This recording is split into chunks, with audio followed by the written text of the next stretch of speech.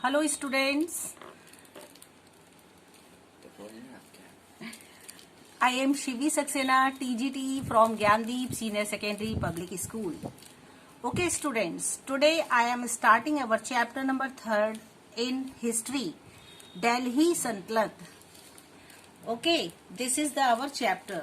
Students, अभी तक हम लोगों ने जो हिस्ट्री के 2 चैप्टर लिए थे उसमें हमने बात की थी व्हेन, वेयर एंड हाउ, जो कि आपका मेडिवल टाइम पीरियड का था. ठीक है, मिडल टाइम पीरियड जिसको कहते हैं, उसमें हमने ढेर सारी इंफॉर्मेशन ली, बहुत सारी जानकारियां ली, काफी कुछ हमने उसमें पढ़ा बच्चों.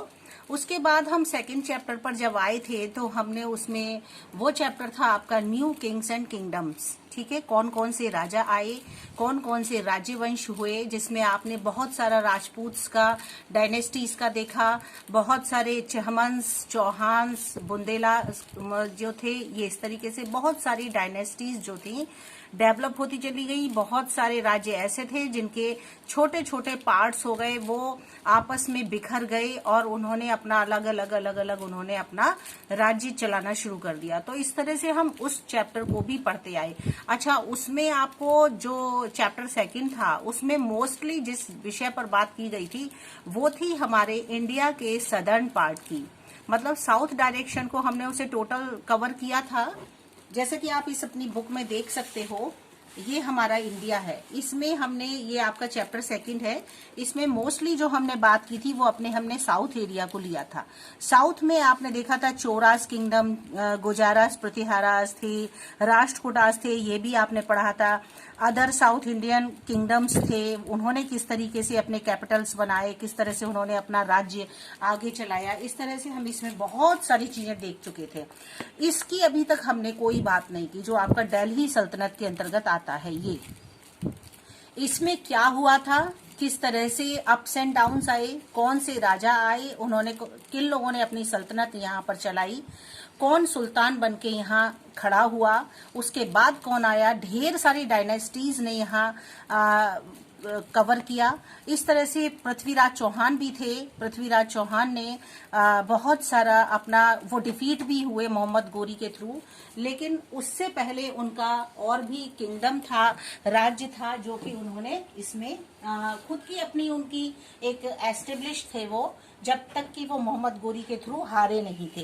तो इस तरह से हम इसमें बहुत सारी चीजें देखते आए थे. अब हमारा चैप्टर थर्ड आ गया है. उसमें बच्चों जो हम देखने वाले हैं, थोड़ा सा इंट्रोडक्शन उसके बारे में हम लोग ले लेते हैं. तो हम अब बात करेंगे साउथ से हम नॉर्थ डायरेक्शन की ओर जाएंगे. क्लियर सी बात है, दिल्ली सल्तनत जो है उसमें हमने नॉर्थ की बात की है, जिसमें हमारा दिल्ली कवर हुआ है पूरा. उसमें हम देखेंगे कि किस तरीके से दिल्ली किंगडम्स डिवाइड हुए, कौन कौन से यहाँ पर रूलर्स आए, उन्होंने रूल किया और अपनी दिल्ली को किस तरह से उन्होंने पावरफुल बनाया और सेंटर पॉइंट्स बनाए गए इम्पोर्टेंट, और किस तरह से हमारा दिल्ली जो था वो एक इम्पोर्टेंट सेंटर पॉइंट किस तरह से तैयार हो गया, कैसे हो गया. तो ये सारी जानकारी इस चैप्टर में हम लोग आपस में डिस्कस करने वाले हैं स्टूडेंट्स. ठीक है, तो और भी देखते हैं थोड़ा सा किस तरह से प्रोमिनेंट किंगडम्स यहाँ पर तैयार हुए हमारे दिल्ली के अंदर. फिर उसके बाद यहाँ पर पृथ्वीराज चौहान और मोहम्मद गोरी के बीच में जो फाइट हुआ था उसमें पृथ्वीराज चौहान को डिफीट मिला था. तो इसमें तराइन का जो बैटल था उसके बारे में भी हमने इसमें पिछले चैप्टर में देखा था. फिर इसमें आप ये भी देखने वाले हो कि इसकी बैकग्राउंड क्या है, मतलब रूलर्स जो थे दिल्ली के वो किस तरह से रूल किया करते थे. अच्छा, इसके अलावा इतनी सारी जानकारी हमें कहाँ से मिली, तो सोर्सेज भी बहुत सारे रहे होंगे, नेचुरल सी बात है. तो इंफॉर्मेशन के दिल्ली सल्तनत के कौन कौन से इंफॉर्मेशन के सोर्सेज थे, किस जरिए से हमें ये सारी जानकारियां हासिल हुई, ये भी इस चैप्टर में हमें मिलेगा. ठीक है, और एडमिनिस्ट्रेशन देखेंगे हम, कंसोलिडेशन देखेंगे अंडर खलजी और तुगलक्स. ये बहुत इंपॉर्टेंट टॉपिक है. इसमें इससे रिलेटेड ढेर सारी जानकारी हमें इस चैप्टर में मिलने वाली है. तो कोशिश करूंगी 1 बाय 1 आपको एक एक चीज को क्लियर करती जाऊं. मेरे साथ जुड़े रहना, बहुत अच्छे से समझते रहना. ये सारी चीजें आपके सामने क्लियर होने वाली हैं. खलजी और तुगलक्स के बीच में जो कंसोलिडेशन था, एडमिनिस्ट्रेशन था, मीन्स इनका जो प्रशासन किस तरीके से किया करते थे, किस तरीके से इनकी नेवीज थी, आर्मीज थी, उसको वो किस तरह से स्ट्रांग बनाते थे, ये सारी चीजें हम इसमें देखने वाले हैं। ठीक है, तो काफी इंटरेस्टिंग, बहुत अच्छा चैप्टर, नॉलेजेबल, जिसको कि अगर हम गेन करेंगे तो बच्चों ढेर सारी जानकारी हमको इससे मिलने वाली है। तो चलिए आ जाते हैं हम अपने बुक पर। न्यू किंग, सॉरी ये तो चैप्टर 2 है जिसकी हमने अभी आपसे बात की थी। मैप के थ्रू हम आपको ये बता रहे थे कि किस तरीके से हमारा नॉर्थ डायरेक्शन जो था, साउथ डायरेक्शन था, वो हमारा किस तरीके से 19th सेंचुरी आते आते समाप्त हो गया था, क्लोज हो गया था।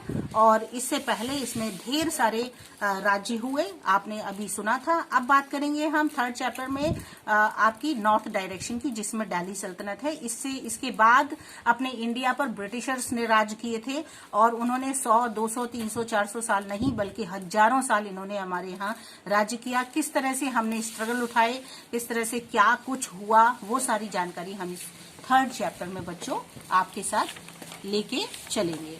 तो चलिए 3rd चैप्टर ओपन कर लेते हैं अपना, दिल्ली सल्तनत। ठीक है, क्या है ये? 1206 से लेकर के 1526 सीई तक इसका टाइम पीरियड माना गया है, जैसा कि आपको इसमें दिखाई दे रहा होगा, है ना। अब आप देखिए इस चैप्टर में थोड़ा सा हम लोग इसको लेके चलते हैं, कौन कौन सी डायनेस्टी थी, क्या था। इसमें एक पिक्चर बना हुआ है तुर्क सा, कि ये तुर्क्स किस तरीके से दिखाई देते थे और ये जो है किस तरीके से इनका जो पहनावा ओढ़ावा होता था वो कैसा होता था, थोड़ा सा बिल्कुल अलग तरीके का दिखाई देता है। और तो चलिए इस चैप्टर को स्टार्ट करते हैं। इसके चैप्टर स्टार्ट होने से पहले ही आपने लास्ट चैप्टर में, मींस आपने 2nd चैप्टर में ये समझ लिया था बच्चों कि मुस्लिम रूल जो था इंडिया में वो एस्टेब्लिश हो चुका था, है ना, क्योंकि ये बात हम कर चुके थे। मोहम्मद गोरी थे जिन्होंने कि पृथ्वीराज चौहान को डिफीट किया था। वो उन्होंने 12th सेंचुरी में आकर के अपने इंडिया में मुस्लिम धर्म को एस्टेब्लिश कर दिया था। ठीक है, तो इस चैप्टर में गोरी जो है उन्होंने एक जनरल के रूप में हेल्प की है कुतुबुद्दीन ऐबक के साथ में। और गोरी जो है अपॉइंट हुए थे ऐबक के वाइसरॉय के रूप में। हमारे इंडियन हिस्ट्री में ऐसा हमें देखने के लिए मिलता है। और मोहम्मद गोरी जो थे वो 1206 सीई में उनकी मृत्यु हो गई। और as he left behind no descendants and his viceroy declared themselves independent ruler of region they govern. उसके बाद जो था क्या हुआ, मोहम्मद गोरी की मृत्यु के बाद कुतुबुद्दीन ऐबक जो थे वो वाइसरॉय के रूप में अपने आप को एक इंडिपेंडेंट रूलर के रूप में उन्होंने गवर्नर अपने आप को घोषित कर दिया था। कुतुबुद्दीन ऐबक क्लेम्ड, उन्होंने ऐसा क्लेम किया कि Indian territories which included Punjab, Indian territory जो है उसमें पंजाब, सिंध और इंडो गैंगेटिक प्लेन्स और जो प्रेजेंट डे बिहार और बंगाल है, उन सबको उन्होंने क्लेम किया हमारे टेरिटरीज में। He establish his capital at Delhi, और उन्होंने अपनी कैपिटल जो थी वो दिल्ली में एस्टेब्लिश कर ली। किसने कर ली बच्चों? कुतुबुद्दीन ऐबक की बात कर रहे हैं हम लोग। ठीक है, with the accession of Qutbuddin Aibak to the throne of Delhi begin the history of Delhi Sultanat. बस यहीं से स्टार्ट हो जाता है हमारा दिल्ली सल्तनत।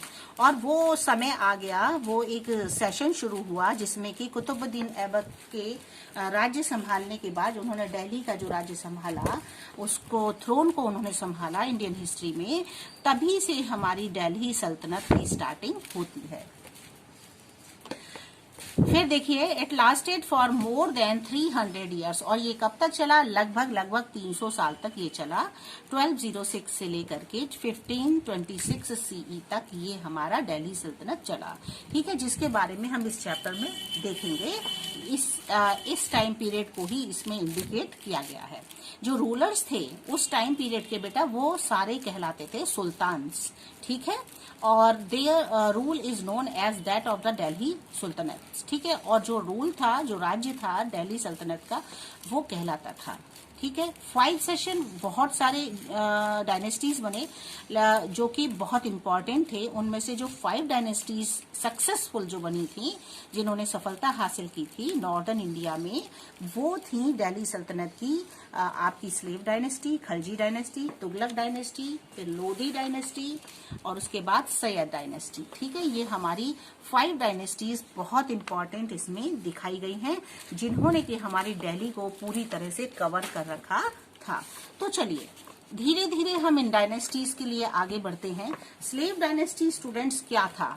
स्लेव डायनेस्टी जो थी ये Turkish rulers dependent heavily on specially chosen slaves who were trained to excel in both military and intellectual spheres। इन्होंने जो तुर्किश थे इन्होंने न सिर्फ हमारे मिलिट्री के रूप में बल्कि इंटेलेक्चुअल स्फीयर्स के रूप में भी हमारे यहाँ आकर के इन्होंने रूल किया।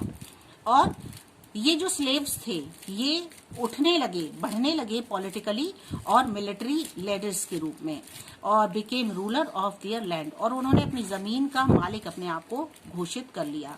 The dynasty establish by Aibak, और ये जो डायनेस्टी थी बच्चों स्लेव डायनेस्टी, ये ऐबक के द्वारा एस्टेब्लिश हुई थी, इसीलिए इस डायनेस्टी को स्लेव डायनेस्टी कहा जाता है। And the rulers as a Mamluk sultans of Delhi. Mamluk का मतलब होता है स्लेव, ठीक है, और जो रूलर, इसको या तो ममलक सुल्तान जो दिल्ली के थे उनके नाम पर भी जाना जाता है, जिसका मतलब स्लेव है, इसलिए इसको स्लेव डायनेस्टी के नाम से जानते हैं। अब ये तो बच्चों छोटी सी बात हो गई कि स्लेव डायनेस्टी का नाम कैसे पड़ा और स्लेव डायनेस्टी की स्टार्टिंग कैसे हुई, ठीक है। अब स्लेव डायनेस्टी में भी तो बहुत सारे किंग्स आए होंगे, तभी तो जाकर के ये स्लेव डायनेस्टी इतनी पॉपुलर हुई। आज हमारे इंडियन हिस्ट्री में इसको ऐड कर दिया गया, ठीक है। तो स्लेव डायनेस्टी में सबसे पहले स्टार्टिंग होती है हमारे कुतुबुद्दीन ऐबक की, है ना। कुतुबुद्दीन ऐबक सभी ने नाम सुना है, बहुत ही हमारी इंडियन हिस्ट्री में इनका नाम है, और किस तरह से इन्होंने राज्य किया और क्या क्या इन्होंने अप्स एंड डाउन्स दिखाए वो सारा हम इसमें थोड़ा सा समझेंगे। कुतुबुद्दीन ऐबक जो थे ओरिजिनली स्लेव, वो कौन थे? स्लेव थे। स्लेव बेटा किसको कहते हैं? स्लेव का मतलब होता है दास, है ना। तो स्लेव थे and a native of Turkistan, और वो नेटिव हुआ करते थे तुर्किस्तान के। He rose to become a trusted general of Mohammad Ghori. वो अपने आप को उन्होंने ऐसा बताया हुआ था कि वो मोहम्मद गोरी के जो थे जनरल हुआ करते थे। Aibak was a prime force behind Ghori's viceroy, और ऐबक जो थे वो गोरीज के वाइसराय में एक इम्पॉर्टेंट पर्सन हुआ करते थे। In second battle of Tarain, जब सेकेंड बैटल हुआ था तराइन का, उसमें उन्होंने भूमिका निभाई थी, और उन्होंने फिर कैप्चर किया था कन्नौज को, बिहार और बंगाल में उन्होंने इन सब जगहों को कैप्चर कर लिया था। फिर आगे चल के जो गोरी थे उनकी डेथ हो गई, और Aibak declared himself sovereign of the newly conquered Indian territories, और ऐबक ने अपने आप को डिक्लेयर कर दिया एक इंडिपेंडेंट, अपने आप को स्वतंत्र राज्य का रूलर घोषित कर दिया, और इंडियन टेरिटरी वगैरह सभी पर उसने अपना राज्य हासिल कर लिया। He became the first sultan of Delhi, और वो सबसे पहला सुल्तान था दिल्ली का। तो बच्चों याद रखना, सबसे पहला सुल्तान जो दिल्ली का था वो था कुतुबुद्दीन ऐबक, और स्लेव डायनेस्टी सबसे पहली डायनेस्टी हुआ करती थी।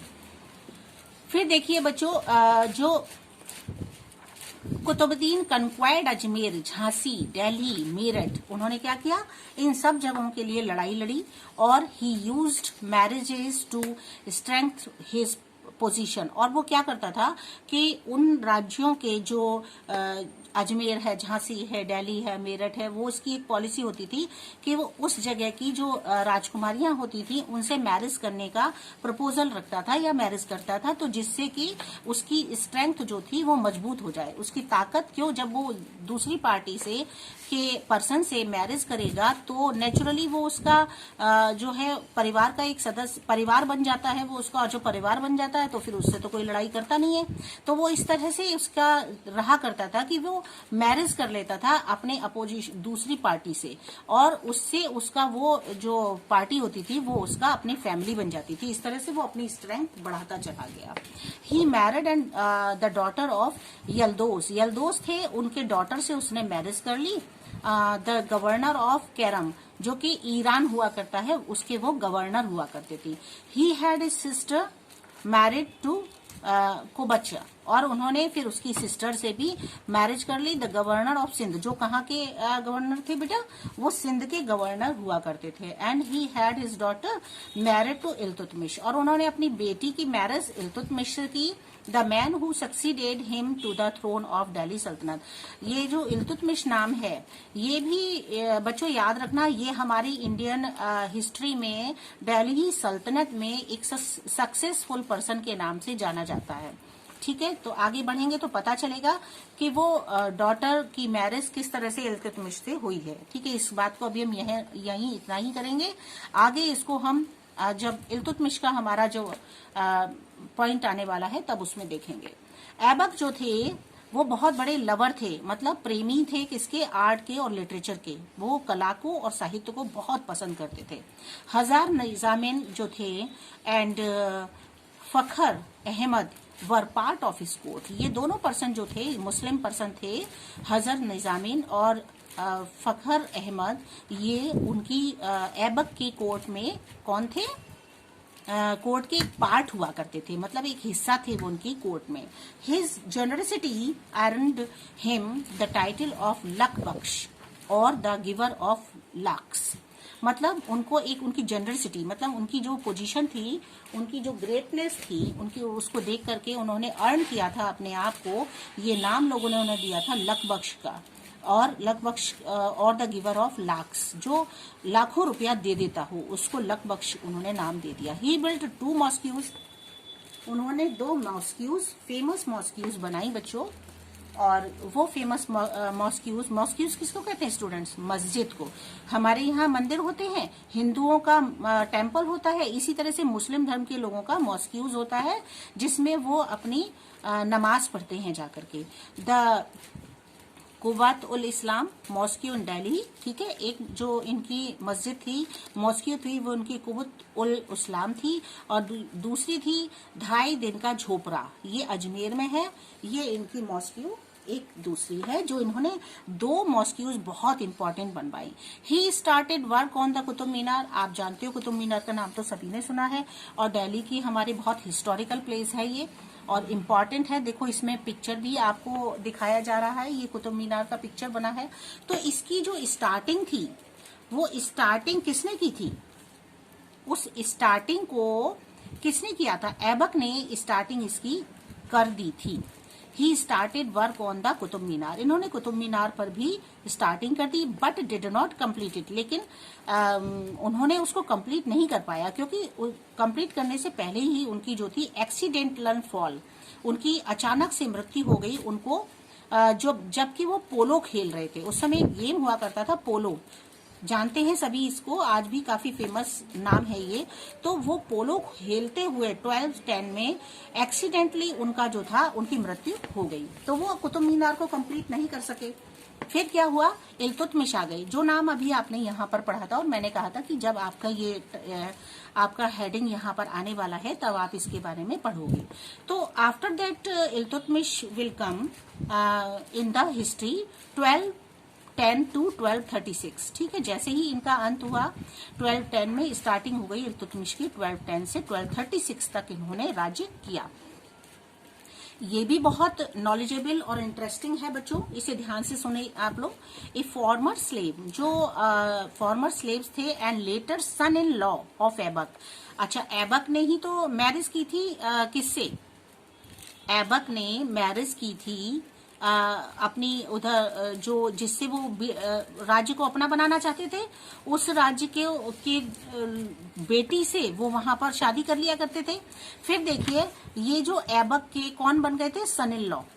ऐबक के सन इन लॉ थे इल्तुतमिश। सन इन लॉ की हिंदी क्या होती है, जो दामाद कहलाते हैं, वो ऐबक के वो हुआ करते थे। Took over the throne amidst great opposition in 1210, उन्होंने इस थ्रोन को संभाला। उनके बेटा पुत्र नहीं था, तो उन्होंने इल्तुतमिश को अपना राज्य थ्रोन, उनका मुकुट दिया संभालने के लिए। लेकिन इससे ग्रेट अपोजिशन उनको मिला, बहुत सारा लोगों का विरोध उनको सहना पड़ा 1210 CE में। He assumed the title of Shamsuddin, और उनको ये लोगों ने टाइटल दिया Shamsuddin, son of the religion, वो बेटा जो कि रिलीजन का है। इस तरीके से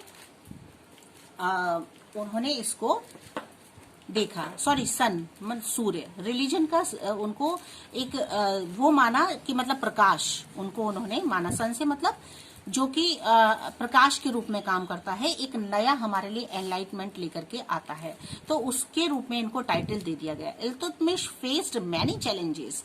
इससे क्या हुआ कि इल्तुतमिश को बहुत सारे चैलेंजेस सहने पड़े, क्योंकि जनरली क्या होता है, लोग अपने बेटे को, तो इसमें हमने अपनी इंडियन हिस्ट्री में ज्यादातर देखा है कि एक बेटे के बाद उसका बेटा, उसके बेटे के बाद उसका बेटा ही ज्यादातर राज्य को संभालता आया है। लेकिन इंडियन हिस्ट्री में ये सबसे पहली बार देखने को मिला कि उन्होंने अपने सन इन लॉ को राज्य संभालने के लिए दिया। तो नेचुरली स्ट्रगल्स तो आए ही होंगे, तो उन्होंने बहुत सारे चैलेंजेस जो थे वो फेस किए।